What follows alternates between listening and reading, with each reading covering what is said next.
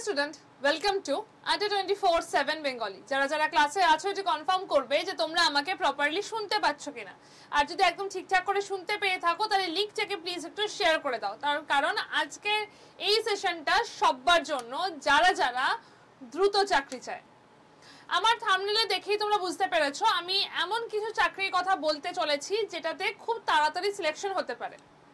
দ্রুত চাকরি চাও, হ্যাঁ সবাই চায়, সবাই দ্রুত চাকরি চাইতে পারে, কিন্তু কারা আসে তারা? যাদের গ্র্যাজুয়েশন কমপ্লিট হয়ে গেছে তারা এই মুহূর্তে চাইবে যে আমি একটা চাকরিতে জয়েন করি।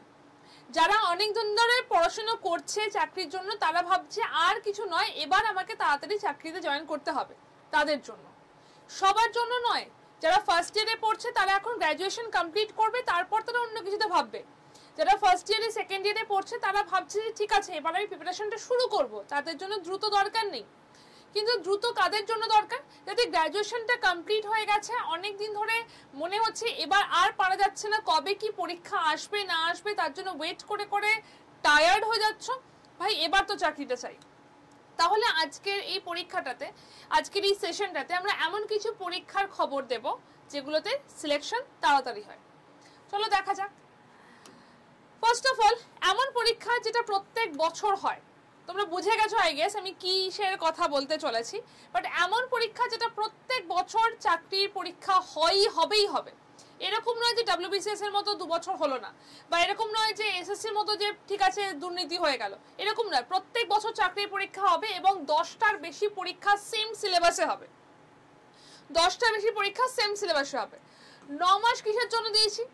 এটার যে পুরো প্রসিডিওরটা, মানে একদম নোটিফিকেশন বেরোনো থেকে শুরু করে একদম গিয়ে তুমি যখন জয়েন করছো, বা তুমি বলতে পারো নোটিফিকেশনের আগে যদি তুমি কয়েকটা মাস নিই প্রিপারেশনের পিরিয়ডটা, এবং যখন তুমি জয়েন করছো এই পুরো প্রসিডিওরটা তোমার সময় লাগবে 9 মাসের মধ্যে।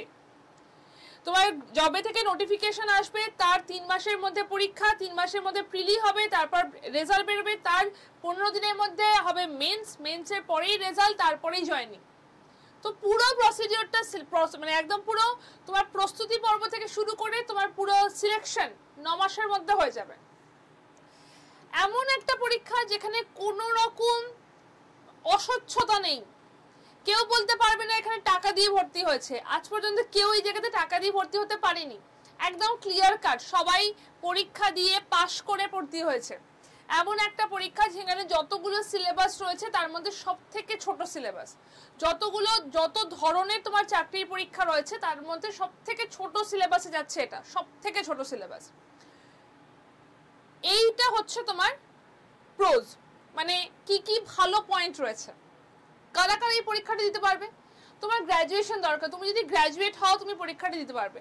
তুমি গ্র্যাজুয়েশনে কত নাম্বার পেয়েছো তোমার দরকার নেই, কেউ জিজ্ঞেস করবে না তুমি 35 পেয়েছো নাকি 53 পেয়েছো নাকি 83 পেয়েছো, কেউ জিজ্ঞেস করবে না। তুমি গ্র্যাজুয়েশন করেছো, ব্যাস হবে।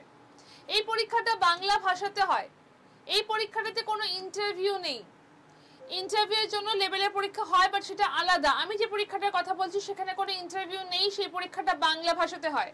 কারা কারা পরীক্ষায় বসতে পারবে? 21 থেকে 28 বছর এরা পরীক্ষায় বসতে পারবে। এছাড়া SC ST দের জন্য আরো 5 বছর, এখানে +5 আমি রেখে দিলাম।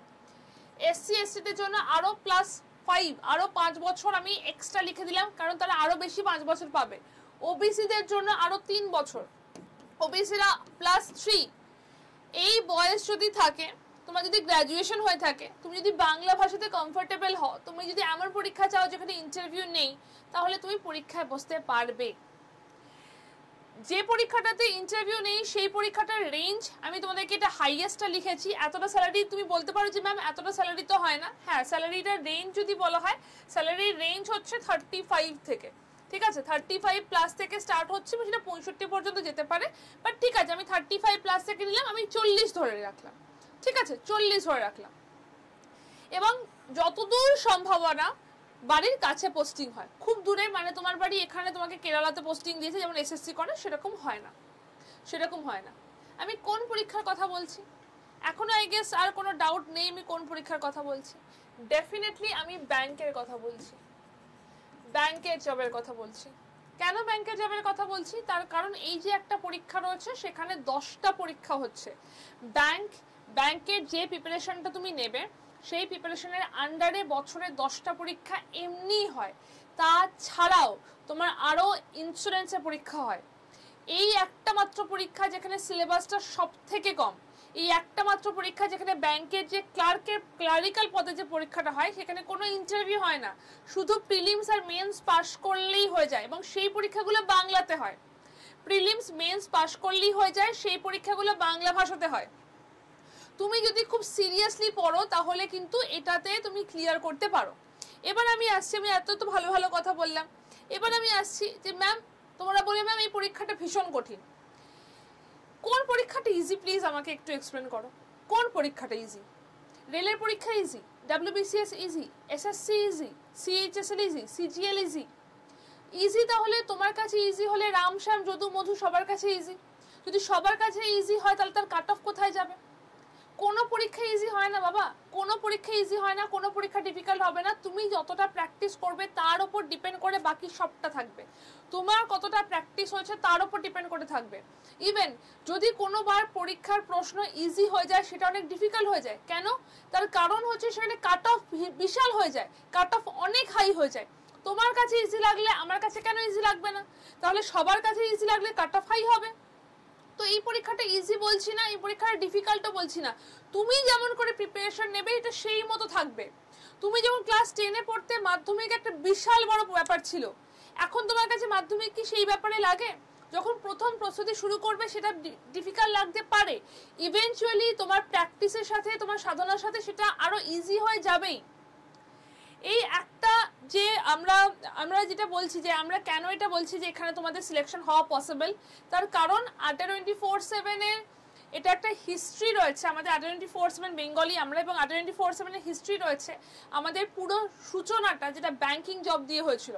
তোমরা যে কোনো জায়গায়, আমি থাকি হচ্ছে সোনারপুরে, আমাদের এখানে যে SBI বা PNB যে ব্যাংকগুলো রয়েছে, যে কোনো ব্যাংকে গিয়ে যদি আমি জিজ্ঞেস করি যে আড্ডা 24/7-এর স্টুডেন্ট, বলবে যে হ্যাঁ তোমাকে চ্যালেঞ্জ করছি, ওপেন চ্যালেঞ্জ, যে কোনো জায়গায় যে কোনো সরকারি ব্যাংকের যে কোনো ব্রাঞ্চে গিয়ে জিজ্ঞেস করো যে ব্যাংকিং স্টুডেন্টস যদি ব্যাংকিংয়ে চাকরি যারা করছে তারা কোনো না কোনো সময় আড্ডা 24/7-এর ক্লাস করেছে কিনা, তাদেরকে করতেই হবে। এই জন্য আমরা বলছি আমাদের সিলেকশন রেশিওটা এতটা বেশি। আড্ডা 24/7-এ আমি লাস্ট 5.5 বছর ধরে পড়াচ্ছি, এবং সেখানে তোমাদেরকে দাঁড়িয়ে বলছি এই সিলেকশন রেশিও আমাদের গর্ব করার মতো। তার কারণ আমরা লাস্ট যে কোনো ব্যাংকে যদি গিয়ে, একটা সরকারি ব্যাংকে গিয়ে কথা বলো যে এখানে কি আড্ডা 24/7-এর থেকে কোনো স্টুডেন্ট আছে, তারা বলবে যে হ্যাঁ আছি। তার কারণ আমাদের প্রিপারেশন স্ট্র্যাটেজিটা এরকম করে হয়। আমরা যেখানে পড়াই, আমরা ব্যাংকের যেভাবে জিনিসটাতে পড়াচ্ছি তার মধ্যে আমাদের ক্লাস দেওয়া থাকে, আমাদের 8টা বই দেওয়া থাকে, মক টেস্ট দেওয়া থাকে, ইন্টারভিউ গাইডেন্স দেওয়া থাকে, আমাদের এখানে মেন্টরশিপ ক্লাস দেওয়া থাকে। যিনি অলরেডি মেন্টর, যিনি অলরেডি এখান থেকে চাকরি মানে পরীক্ষা দিয়ে পাশ করে চাকরি করছেন, তিনি এসে তোমাদের ক্লাসটা নেবেন। এই সমস্ত জিনিসটা আমরা এক জায়গায় গুছিয়ে আনছি, যেটা আমাদের ব্যাংক ফাউন্ডেশন ব্যাচটা। তোমরা নিজেরা প্রস্তুতি নিতে চাইলে তোমরা সেটাও করতে পারো, বাট বাংলা ভাষাতে যদি একটা কোচ, একটা গাইডেন্স দরকার লাগে, তাই জন্যই আমাদের ব্যাংক ফাউন্ডেশন ব্যাচটা। আমাদের লাস্ট যে ব্যাচটা ছিল সেই ব্যাচটার সিট ফুল, সেই ব্যাচটাতে আর কেউ জয়েন হতে পারবে না। আমি অনেকবার তোমাদেরকে মেসেজও করেছিলাম, আমি তোমাদেরকে জানিয়েওছিলাম আমাদের YT-তে যে আমাদের সিট ফুল হয়ে যাচ্ছে। তো এখন সেই ব্যাচটার সিট পুরোপুরি ফুল, এখন সেই ব্যাচটাতে কেউ জয়েন হতে পারবে না। বাট আমাদের নতুন ব্যাচ, নতুন ব্যাংক ফাউন্ডেশন ব্যাচ চলে এসছে, যেখানে 225 ঘন্টার লাইভ ক্লাস রয়েছে, 225 ঘন্টার লাইভ ক্লাস রয়েছে, পুরোপুরি মক টেস্ট রয়েছে, 17টা ভিডিও ক্লাসেস রয়েছে, এবং 8টা বই রয়েছে যেটা তোমাদের বাড়িতে পৌঁছে যাবে। 8টা বই তোমাদের বাড়িতে পৌঁছে যাবে, ঠিক আছে? ব্যাচটার দাম 3899 টাকাও পড়বে না, তার কারণ এখানে তোমাদের কোড ইউজ করতে হবে Y268। Y268 কোডটা ইউজ করলে ব্যাচটার দামটা অনেক কমে যাবে, হাইয়েস্ট ডিসকাউন্টে তোমরা ব্যাচটা পেয়ে যাবে। যদি তোমাদের কোনো ডাউট থাকে তোমরা আমাকে ডিরেক্টলি 8013908272 এই নাম্বারে ব্যাংক লিখে হোয়াটসঅ্যাপ করে দিতে পারো। আমি তোমাদেরকে গাইড করে দেবো যে কি করে তোমরা জয়েন করবে, কিভাবে তোমাদের কোন জিনিসটা করলে তোমাদের হেল্পফুল হবে, কোনটা করলে দরকার আছে কোনটা দরকার নেই, প্রস্তুতি কিভাবে নেবে। যদি কোনো গাইডেন্স দরকার লাগে আমাকে এই নাম্বারে হোয়াটসঅ্যাপ করে দিও। এবং এই কোডটা মাথায় রেখো, যদি ব্যাচটা পারচেস করতে চাও, যেখানে ব্যাংক ফাউন্ডেশনের ব্যাচটা রয়েছে, 8টা বই দিয়ে, মক টেস্ট দিয়ে, লাইভ ক্লাস দিয়ে, ভিডিও কোর্সেস দিয়ে, ব্যাচটার জন্য হাইয়েস্ট ডিসকাউন্ট কোড হচ্ছে Y268। Y268 হচ্ছে হাইয়েস্ট ডিসকাউন্ট কোড, ঠিক আছে? আচ্ছা, ব্যাচটা কি করে পারচেস করবে আমি একবার তোমাদেরকে ফোনেই দেখিয়ে দিচ্ছি, এটা তোমাদের সুবিধা হবে করতে। অ্যাপটাকে ওপেন করো, অ্যাপটাকে ওপেন করে এখানে ডান দিকের যে মাথার উপরে রয়েছে না, এখানে ওয়েস্ট বেঙ্গল লেখাটা আছে কিনা দেখে নিও। ওয়েস্ট বেঙ্গল লেখাটা থাকা দরকার, তাতে আমরা বাংলাতে শেখাতে পারি। যদি না থাকে গভর্নমেন্ট জব ওখানে ক্লিক করবে, ক্লিক করে যাবে গভর্নমেন্ট জব এক্সাম, সেখান থেকে আসবে স্টেট এক্সাম, গভর্নমেন্ট জব এক্সামের আন্ডারে আসবে স্টেট এক্সাম, তার মধ্যে আসবে ওয়েস্ট বেঙ্গল। এই যে আমাদের ওয়েস্ট বেঙ্গল লেখাটা হয়ে গেল, এবার তোমরা এটা আমাদের সেশনের মধ্যে চলে আসবে। এখানে বাংলা ভাষাতে পড়াচ্ছি, এখানে যেন ওয়েস্ট বেঙ্গল লেখাটা থাকে। এরপর ডান দিকে নিচে রয়েছে স্টোর, ডান দিকে নিচে রয়েছে স্টোর, স্টোরে ক্লিক করলে, ক্লিক করার পর find product by exam, find product by exam সেখানে যাবে। সেখানে গিয়ে দেখতে পাবে Bengal bank, find product by এক্সামের মধ্যে দেখবে বেঙ্গল ব্যাংক। তার মধ্যে একদম প্রথমে তোমরা এই ব্যাচটা দেখতে পাবে, একদম প্রথমে এখানে অলরেডি কুপন অ্যাভেলেবেল লেখা থাকে, কিংবা November 20 লেখা থাকতে পারে। সেখানে গিয়ে কোডটা দেবে Y268 দিয়ে অ্যাপ্লাই করলে তোমার দামটা হাইয়েস্ট ডিসকাউন্টে তোমরা এখান থেকে পেয়ে যাবে।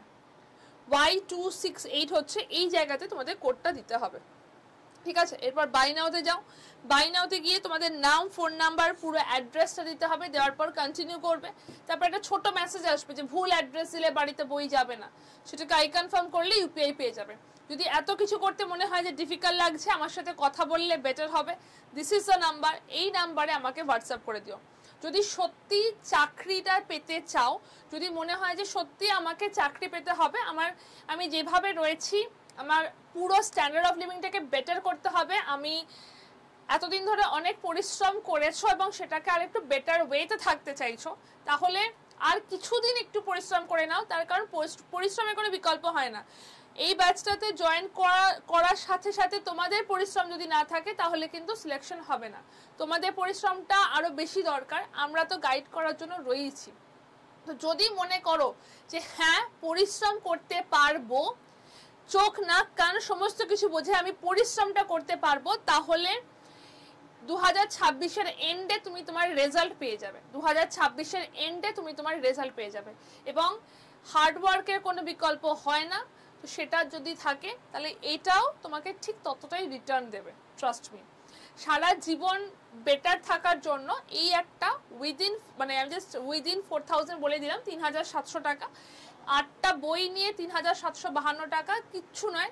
তো ওইটুকু যদি তোমরা মনে করো যে করতে পারবে, তাহলে এমন কিছু চাকরি সিলেক্ট করো যেখান থেকে তোমার সিলেকশন প্রসেসটা একটু ইজি হয়, ব্যাস এইটুকুই। নাম্বারটা দিয়ে রাখলাম 8013908272, এই নাম্বারে ব্যাংক বলে আমাকে হোয়াটসঅ্যাপ করে দিও। এই নাম্বারেই আমি তোমাদের সাথে কথা বলে নেব, হোয়াটসঅ্যাপ করে নিও, এবং কোডটা মাথায় রেখো Y268।